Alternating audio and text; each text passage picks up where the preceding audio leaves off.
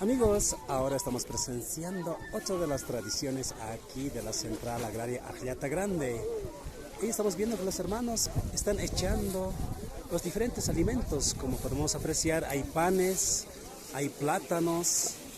Pues esta es una costumbre que se denomina como huaycasi. Los hermanos pasantes tienen este cariño para con la comunidad.